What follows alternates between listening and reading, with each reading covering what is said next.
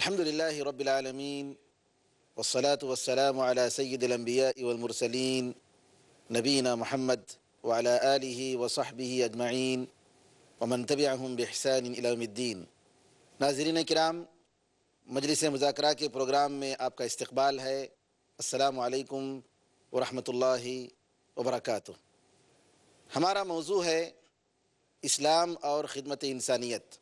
آج کے پروگرام میں شریک مذاکرہ ہیں فضیلت الشیخ ڈاکٹر وسیع اللہ محمد عباس حفظہ اللہ، مفتی و مدرس مسجد حرام مکہ مکرمہ، اور پروفیسر ام القریٰ یونیورسٹی مکہ مکرمہ، اور اسی طریقے سے مولانا عبدالہادی عمری، صدر مجلس القضاء برطانیہ، اور مولانا مفتی شکیل احمد سیتاپوری، سابق استاذ دارالعلوم دیوبند اور استاذ مدرسہ ضیاء العلوم سیتاپور۔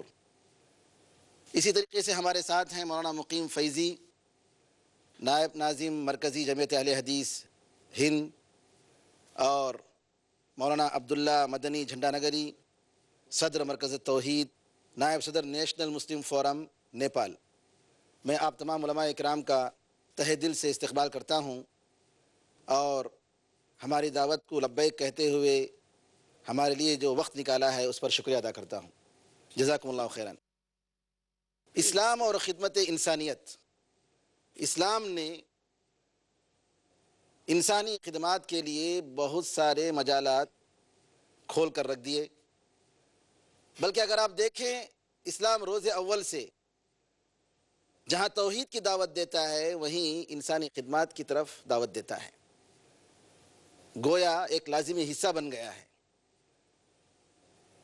انسانی خدمات کے بغیر اسلام کا تصور ناممکن ہے، اور اسلام کی یہ بڑی نعمت ہے کہ خدمت خلق کے مجال کو اتنا وسیع کر دیا کہ معمولی سے معمولی چھوٹی سے چیز لے کر بڑی سے بڑی چیز تک اس کے اندر سما جاتی ہے۔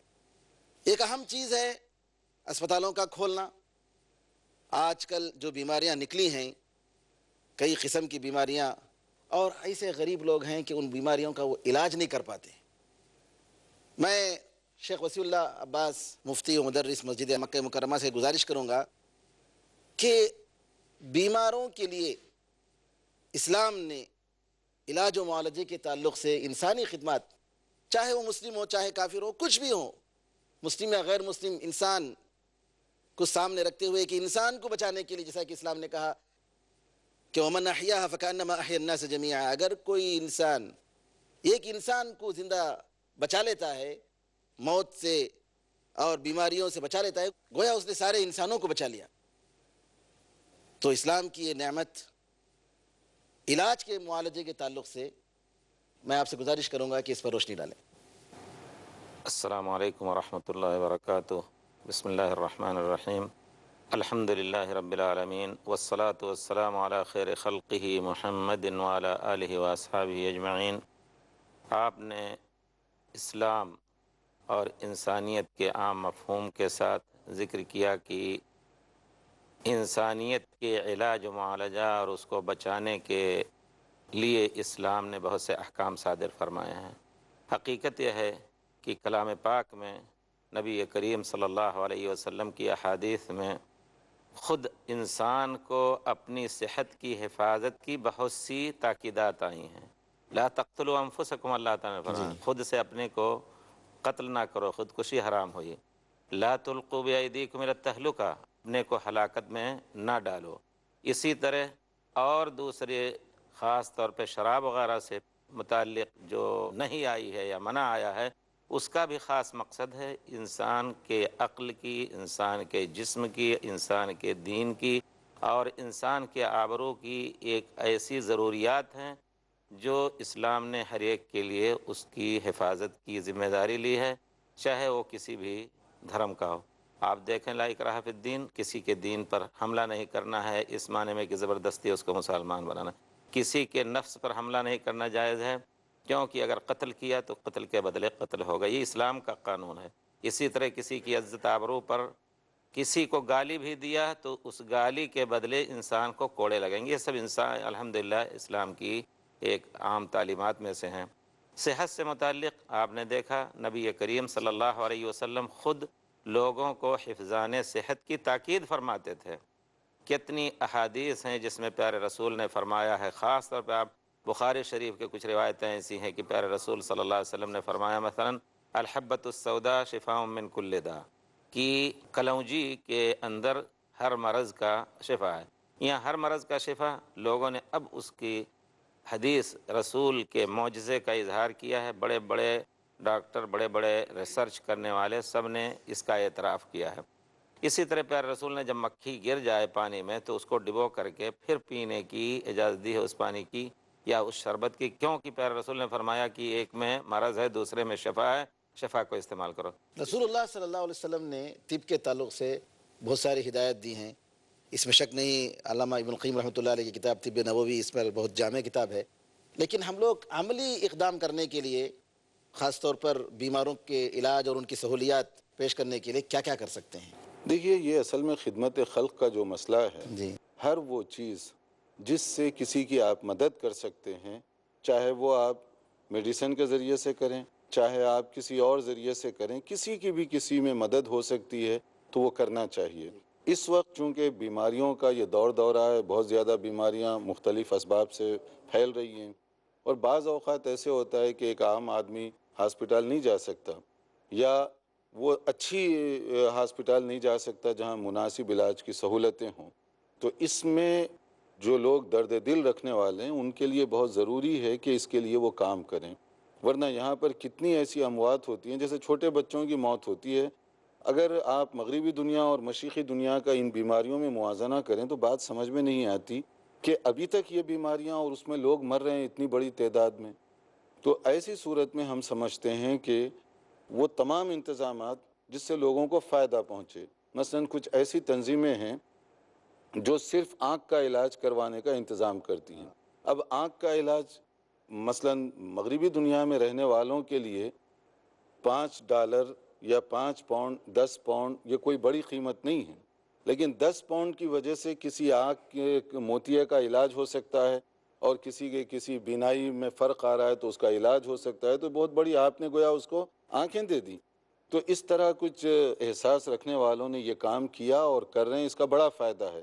اسی طرح سے بعض جگہوں پر لوگوں نے اس طرح کا کام کیا کہ مثلا ختنہ کلینک شروع کی انہوں نے، کہ مختلف علاقوں میں جہاں بہت غریب پسماندہ لوگ ہیں وہاں سے وہ کرتے ہیں، اور قائل کرنا یہ بہت آسان ہے۔ یعنی ابھی تک امت کے لوگوں میں یہ درد ہے، آپ کی پہنچ صحیح ہے اور وہ جانتے ہیں کہ آپ یہ کام وہ کریں گے جس کے لیے پیسہ لے رہے ہیں، تو لوگ دینے کے لیے تیار ہیں۔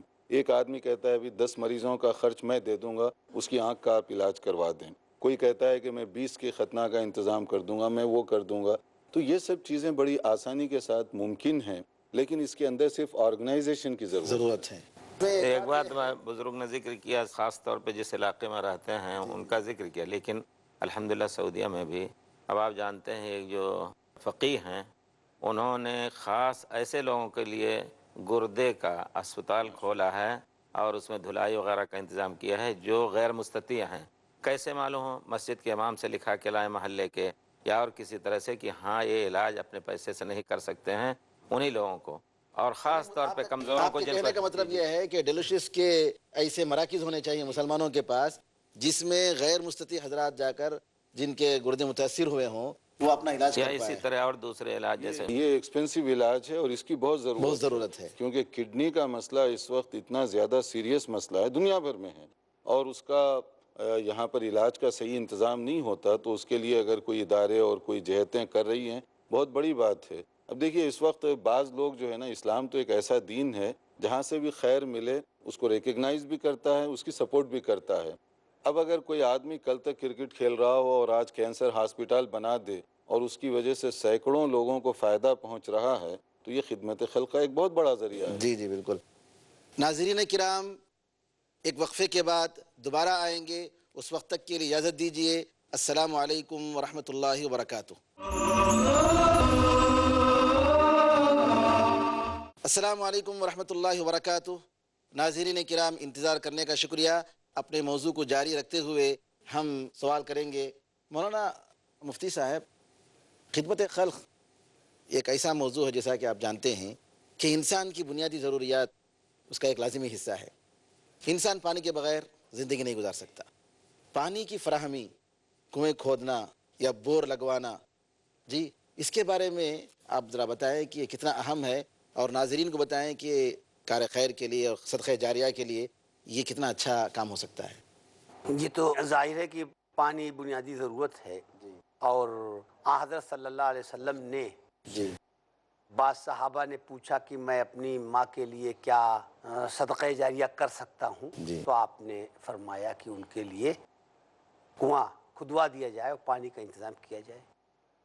تو صحیح حدیث پانی کنواں کھدوانے کی اور لوگوں کے لیے پانی کے انتظام کرنے کی موجود ہے.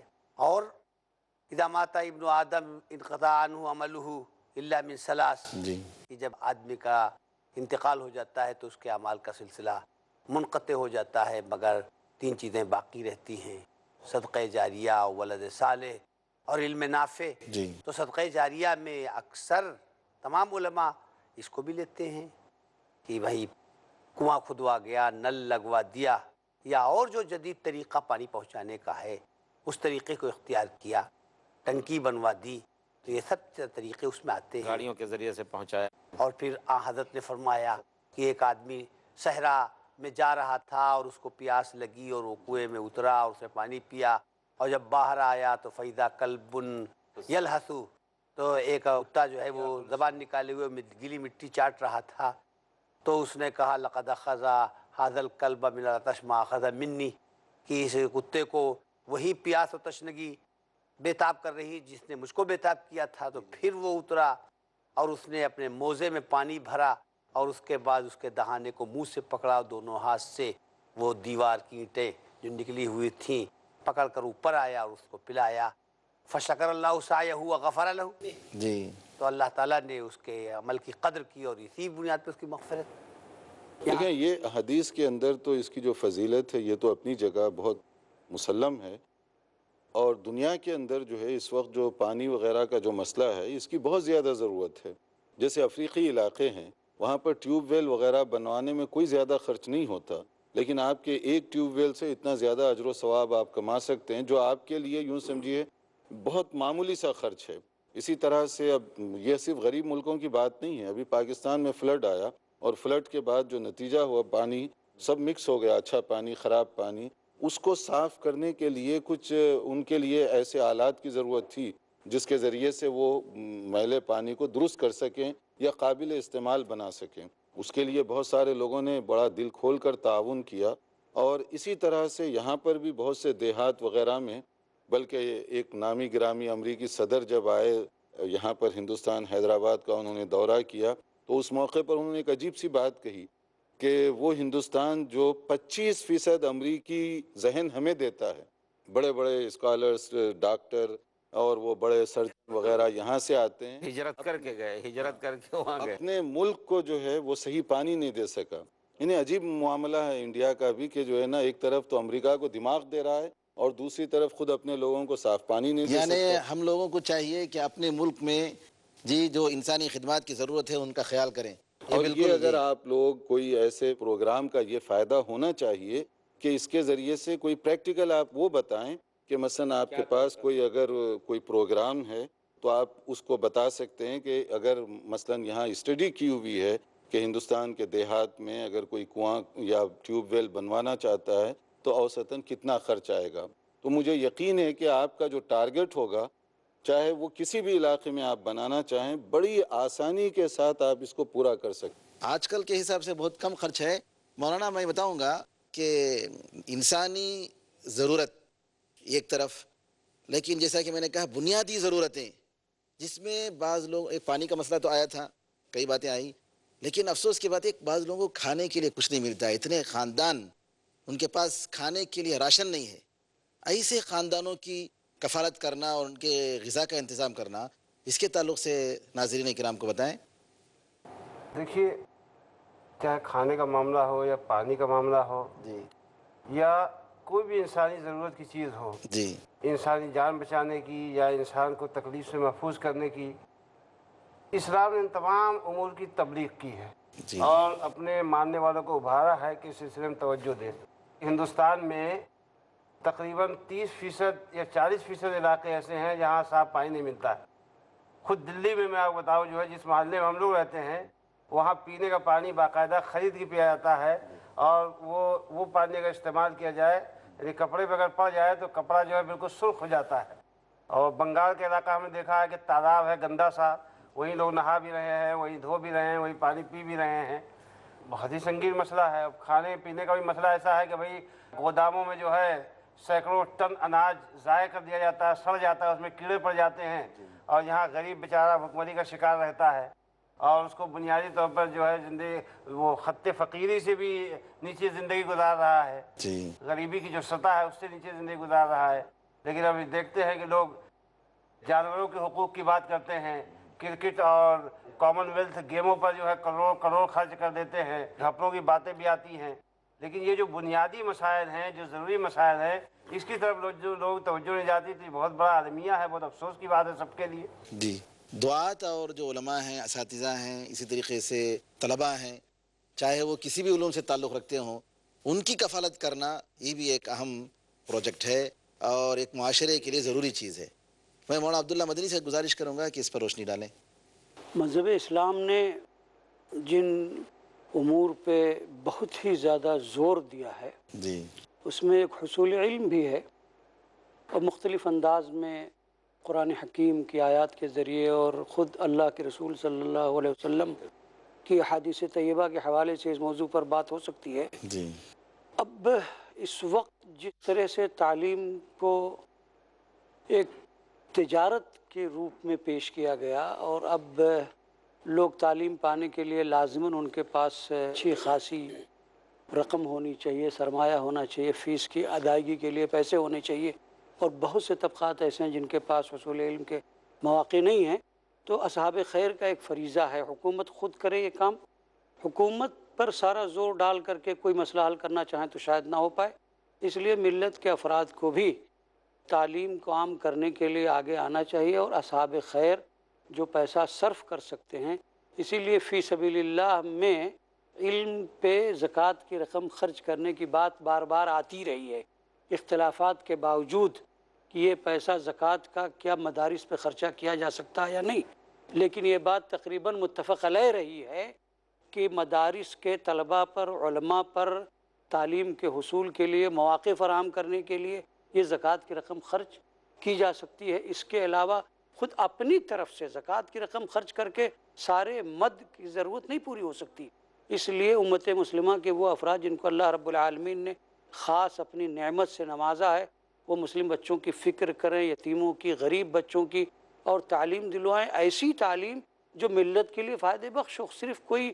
ایک پرانا طریقہ تعلیم کے پانے کا اگر کہیں رائج ہے، صرف وہی نہیں، بلکہ ملت کو جس علم کی بھی ضرورت ہے، وہ چاہے کوئی ڈاکٹر ہو، کوئی انجینئر ہو، کوئی سائنسداں ہو، ایک مسلم ملک کے مسلم معاشرے کے لیے جس علم کی بھی ضرورت ہے، اس کے لیے پیسہ خرچ کرنا یہ انسانیت کی خدمت ہے، اسلامی خدمت ہے، اور اللہ رب العالمین نے اس میں بہت بڑا اجر رکھا ہے اللہ تعالیٰ نے۔ صرف زکوٰۃ کے پیسے سے اس خاص مسئلے کو اگر ہم حل کرنا چاہیں تو شاید ہماری ضرورت پوری نہ ہو سکے، اس لیے اللہ رب العالمین نے ملت کے جن افراد کو اپنی نعمت سے نوازا ہے ان کو اس راہ میں خرچ کرنا چاہیے، اور ایسے طلباء پہ نگاہ ہونی چاہیے۔